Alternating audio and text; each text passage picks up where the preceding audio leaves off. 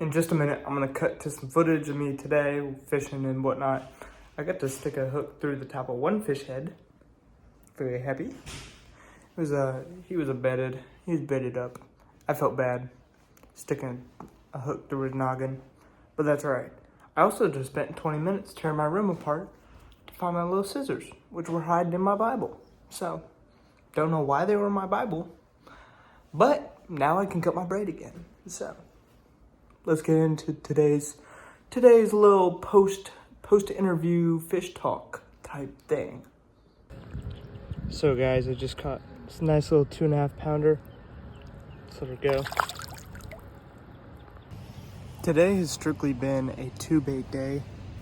The Bellows Gill 5.8 and the NOBN 7-inch K-tail.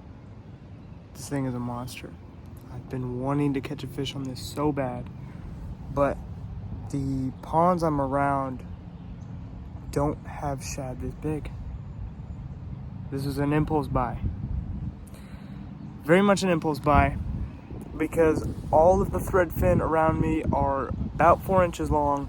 I've never seen one. There may be a 7-inch threadfin out there or a gizzard shad, which I don't know what this is supposed to look like. Carp? To me, it best resembles a carp. If there's a bass in here big enough to eat a 7-inch carp, I would love that. That would be huge for the program. But we have yet to find out. I've caught a 5. What was she? She was 5 even.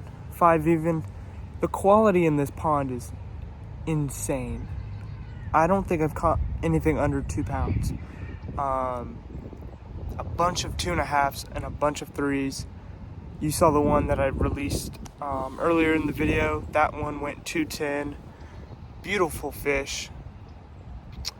I was dragging the Bellows Gill along a long shelf. Well, it tapers off into a channel, but it's a pretty rocky shelf. And it goes from about 12 inches of water to about 3 feet to about 5.5, I would say 6, into that channel. And those fish are bedded up right there. And I don't prefer bed fishing, but what am I gonna do? Not fish for 3 months here in Alabama?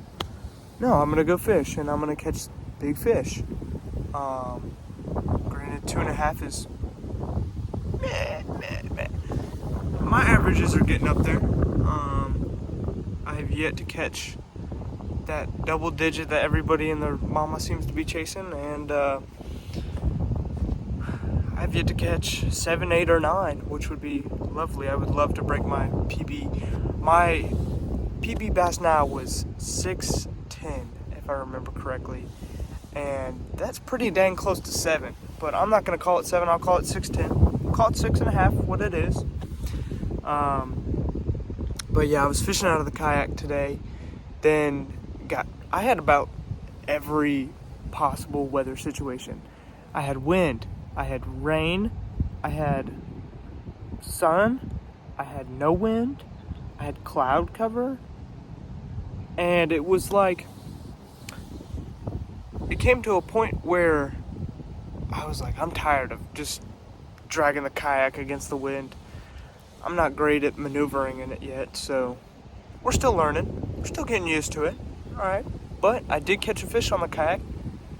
That was my very first fish out of that kayak in this pond, so I'm pretty excited to just keep getting back out on the kayak and learning. And I saw something I've never seen before, which is these bass came out of the cover and were just demolishing these shad in a foot of water.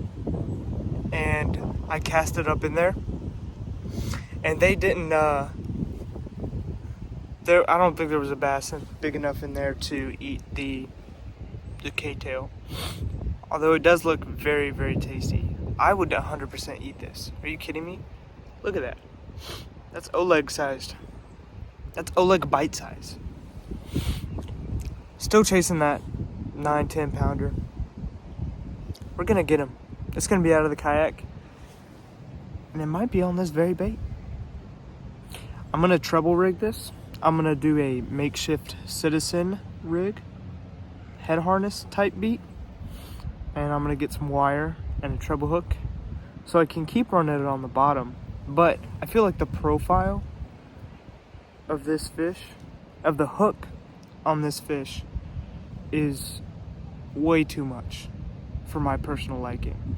I'd like it to be tighter to the body, kind of like the Citizen. So I'm gonna switch it to a whatever you call it. But I'm running right now the BKK Titan Diver 10-aught, and what I really like about this is that in the hook, there's a little rubber stopper that keeps the bait from sliding all the way down the hook. So you can see that's a lot of room for the fish to get bit on. There's that little bobber stopper. Look at that. But that's been very helpful. I did have one knock the slack out of this. I don't know if it just snuck up on him or he wasn't thinking. The water clarity is not great in here, maybe 2-3 feet of visibility. But I was reeling it on the bottom, just bottom bouncing it, and he came up and slobbered it. I mean, I'm talking, he knocked the slack out of my line. He wasn't there though. I tried to set the hook on him and he wasn't there. So he must have just came up and swiped at it. I had a bite on it yesterday too. One came up and almost felt like it just sucked it up off the bottom. I felt the boom. I wanted to drive a hook through that fish's head so bad. Oh. But it did not happen. The day will come. The day will come. But we're gonna switch this rig over. I might put a video up. I'd like to. I've also got a GoPro now, so I'm gonna order the harness for it, and then I'm not sure which mount I should go for. Should I Homeless Fisherman and Knowles Fishing and get the neck mount? Perchance. Or maybe I will just do the head mount because I already have one of those, or the chest mount. But I feel like the chest mount might get in the way. So, we will see. Adios. I spent 20 minutes tearing my room apart. I put some of it back together. Tearing my tackle bag out to find my little braid scissors. Do you know where they were? I teared all the couch cushions up, everything. But my Bible was sitting on the ground. And I went over and I felt it. I was like, huh, there's something wrong. And I was flipping through the pages, and lo and behold, they were sitting right here all along. What you gonna do now? Now I can tie my lures again.